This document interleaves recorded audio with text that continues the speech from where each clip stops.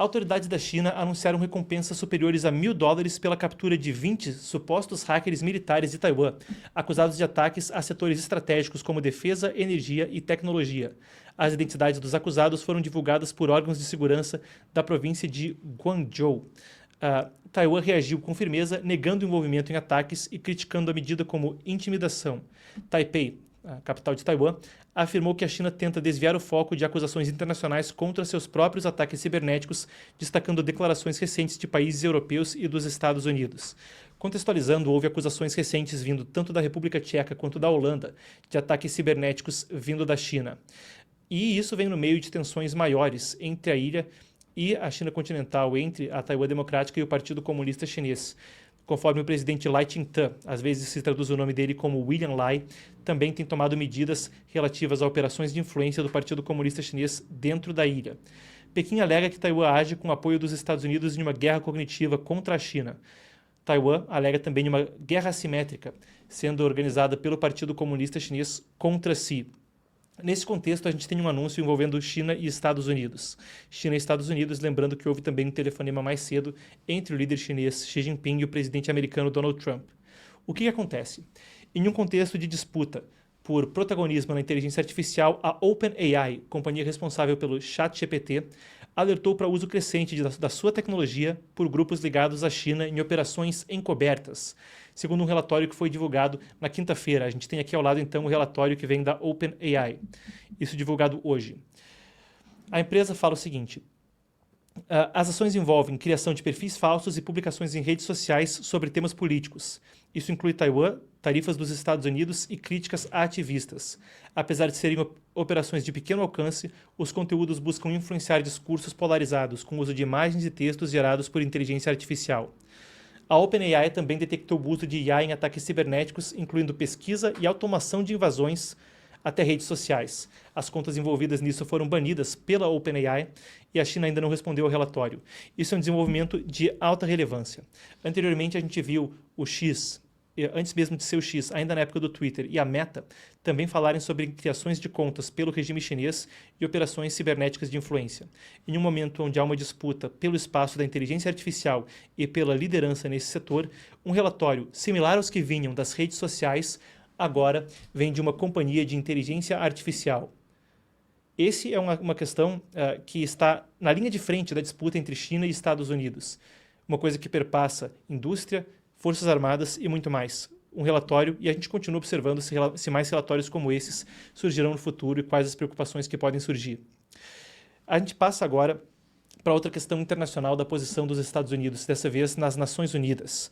A gente tem aqui a publicação que foi feita pela própria conta oficial das Nações Unidas e de notícias das Nações Unidas nas redes sociais. Os Estados Unidos vetaram ontem uma resolução do Conselho de Segurança que exigia um cessar-fogo imediato e permanente em Gaza. Eles alegam que o texto não vinculava a trégua à libertação dos reféns. Todos os outros 14 membros do Conselho de Segurança votaram a favor. Lembrando, os Estados Unidos, como membro permanente do Conselho de Segurança, têm poder de veto. Os membros permanentes são China, Rússia, França, Reino Unido e Estados Unidos. Os outros membros não têm o poder de vetar resoluções, mas esses 5 sim têm o poder unilateralmente de vetar o que quer que seja no Conselho de Segurança, uma herança da época da Segunda Guerra Mundial. A proposta também não condenava o ataque aéreo do Hamas, melhor dizendo, o ataque do Hamas em outubro de 2023. Não aéreo, a gente se refere ao ataque do 7 de outubro, erro meu na fala. E também não exigia o desarmamento do grupo.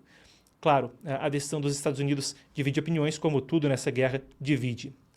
Seguindo mais adiante, a gente vai para a Europa, enquanto uma série de países se preparam para uma guerra, e a gente cobriu aqui a preparação do Reino Unido, com a publicação de um documento oficial afirmando que as forças armadas do país tinham que se tornar 10 vezes mais letais.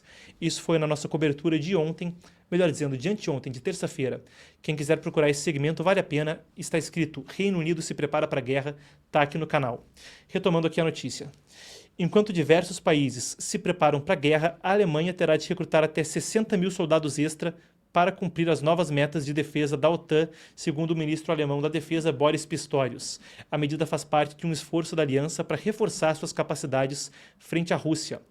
Isso vai exigir investimentos pesados e reacende o debate sobre a volta de um serviço militar obrigatório na Alemanha, suspenso desde 2011.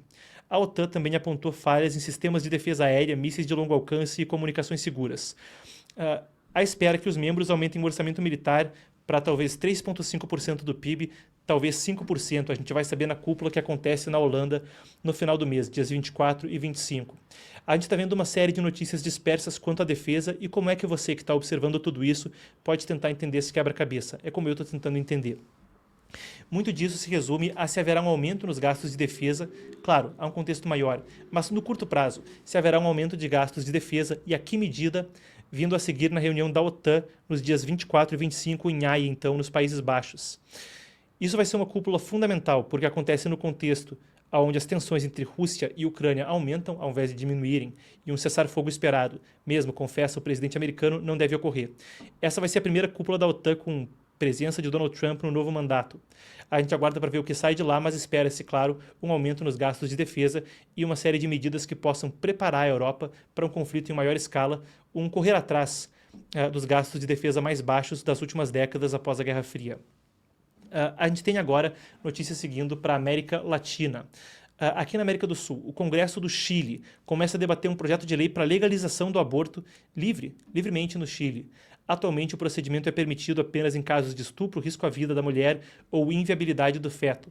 México, Colômbia e Argentina também têm trabalhado na ampliação da permissão para o aborto.